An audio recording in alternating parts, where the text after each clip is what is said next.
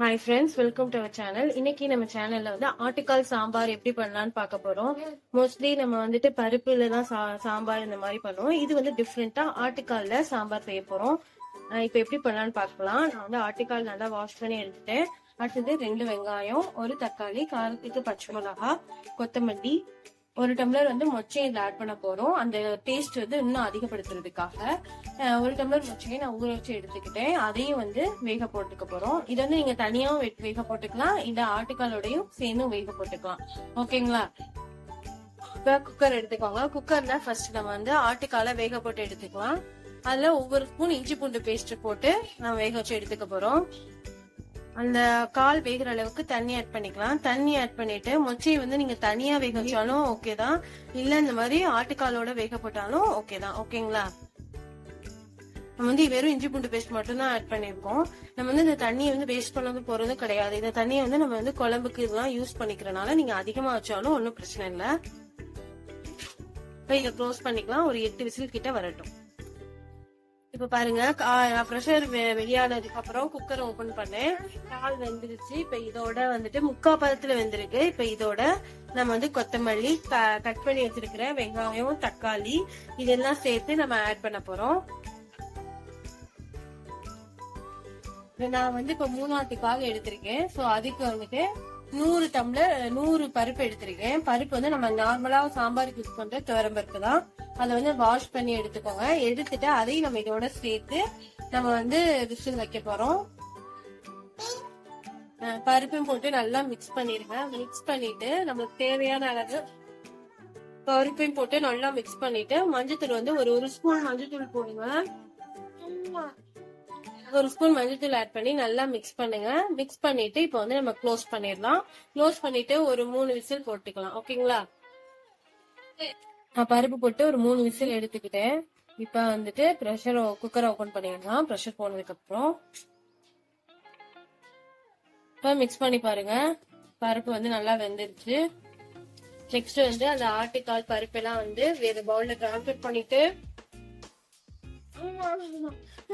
அடுத்தது நம்ம கட் பண்ணி வச்சிருந்தா கத்திரிக்காய் முருங்கைக்காவை குக்கர்ல தண்ணியில ஆட் பண்ணிக்க போறோம். பருப்பு ஆட்டுக்காலையும் தனியா எடுத்துட்டு அந்த தண்ணியில தான் இப்ப நம்ம கத்திரிக்காவையும் முருங்கைக்காவையும் ஆட் பண்றோம். ஆட் பண்ணிட்டு 1 ஸ்பூன் வந்துட்டு அதாவது சீரகத்தூள் அப்படின்னு சொல்லி வீட்டுல அரைச்சிருப்போம் இல்லையா, கரம் மசாலா தூள், அதை வந்து 1 ஸ்பூன் ஆட் பண்ணிக்கோங்க. மிளகாத்தூள் வந்து நான் 2 ஸ்பூன் ஆட் பண்ணிக்கிறேன். உங்க காரத்துக்கு தகுந்த மாதிரி நீங்க ஆட் பண்ணிக்கோங்க. உப்பு தேவையான அளவு. அடுத்தது மஞ்சத்தூள் வந்து ஒரு 1/2 ஸ்பூன் ஆட் பண்ணிட்டு இஞ்சி பூண்டு பேஸ்ட் வந்து ஒரு ஸ்பூன் ஆட் பண்ணிக்கோங்க. ஓகேங்களா? நெக்ஸ்ட் குக்கரை க்ளோஸ் பண்ணிட்டு இது ஒரு விசில் வந்தா போதும். நான் 1 விசில் வச்சேன். 1 விசில் வச்சுட்டு குக்கர் ஓபன் பண்ணிட்டேன். ஏன்னா வந்து காய்கறி வெஜிடபிள்ஸ் வந்து ரொம்ப வெந்துடக்கூடாது. இப்ப நம்ம வந்து ஆல்ரெடி எடுத்து வச்சிருந்த பருப்பு, ஆட்டுக்கால், அப்புறம் காய்கறி எல்லாத்தையும் ஒரு பெரிய பாத்திரத்துல டிரான்ஸ்ஃபர் பண்ணியாச்சு. இந்த மாதிரி டிரான்ஸ்ஃபர் பண்ணுங்க. ஒரு டிஃப்ரெண்டான டேஸ்ட்ல நம்ம நார்மலா வைக்கிற சாம்பார் மாதிரி தான் இருக்கும், ஆனா டிஃப்ரெண்டான டேஸ்ட்ல இருக்குங்க. நெக்ஸ்ட் நான் ஒரு சிறு எலுமிச்சம்பழம் அளவு வந்துட்டு நான் புளி எடுத்து ஊற வச்சிருந்தேன். அதை வந்து இந்த மாதிரி தனியா புளி கரைசல எடுத்துட்டேன். இப்ப இதையும் சேர்த்து நம்ம ஆட் பண்ணிக்கணும். இதையும் சேர்த்து இதோட ஆட் பண்ணிட்டு இப்ப நல்லா மிக்ஸ் பண்ணிக்கலாம். இதோட வாசனையே வேற டேஸ்ட்ல இருக்குங்க, நல்லா இருக்கும் இதோட ஸ்மெல்லு. இப்ப நெக்ஸ்ட் தேவையான அளவு நம்ம தண்ணியும் ஆட் பண்ணிட்டு உப்பு இருக்கா எல்லாத்தையும் செக் பண்ணிட்டு நம்ம நார்மலா வந்துட்டு தாளிப்போம் இல்லையா சாம்பாருக்கு, அதே மாதிரி இப்ப தாளிக்க போறோம். ஓகேங்களா? இப்ப வந்துட்டு இங்கிட்ட ஒரு சைடு புளி ஊத்திட்டு கொதிச்சிட்டு இருக்கட்டும். நம்ம அடுத்த பக்கத்து ஒரு பாத்திரத்துல வேறொரு பாத்திரத்தை இப்ப வந்து நம்ம தாளிக்க போறோம். பாத்திரம் நல்லா ஹீட் ஆனதுக்கு அப்புறம் ஆயில் ஊத்திக்க போறோம். ஆயில் வந்து ஒரு 3 ஸ்பூன் கிட்ட நீங்க வந்து ஆயில் ஊத்திக்கோங்க. நெக்ஸ்ட் சின்ன வெங்காயம் வந்து ஒரு 5-6 சின்ன வெங்காயத்தை இந்த மாதிரி கட் பண்ணி வச்சுக்கோங்க. கருவேப்பிலை. ஓகேங்களா? இப்ப நம்ம தாளிக்க போறோம். ஆயில் ஹீட் ஆனதுக்கு அப்புறம் கொஞ்சம் கடுகு, உளுந்து, சீரகம், அடுத்தது வந்துட்டு பட்டை, கிராம்பு இது எல்லாத்தையும் போட்டுட்டு வெங்காயம் நம்ம கட் பண்ணி வச்சுக்க வெங்காயம், கருவேப்பிலை இதையும் போட்டு நல்லா வதக்கிக்கலாம். பாருங்க, இப்ப வந்து வெங்காயம் வந்து நல்லா ஃப்ரை ஆயிடுச்சு.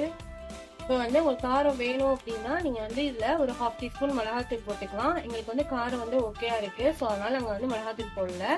ஓகேங்களா? பாருங்க, இப்ப நல்லா வந்துட்டு வெங்காயம் வந்து நல்லா கோல்டன் ஃப்ரை ஆனதுக்கு அப்புறம் நம்ம வந்து இதுல வந்து டிரான்ஸ்ஃபர் பண்ணிக்கலாம் சாம்பாரை. வாவ், டேஸ்டியான ஆட்டுக்கால் சாம்பார் ரெடி ஆயிருச்சு. கண்டிப்பா இதை நீங்க வீட்ல ட்ரை பண்ணுங்க. ஒரு டிஃப்ரெண்டான ஒரு ரெசிபியா இருக்கும். உங்களுக்கு பிடிச்சிருந்தா லைக் பண்ணுங்க, கமெண்ட் பண்ணுங்க. எங்க சேனலுக்கு மறக்காம சப்ஸ்கிரைப் பண்ணுங்க. தேங்க்யூ.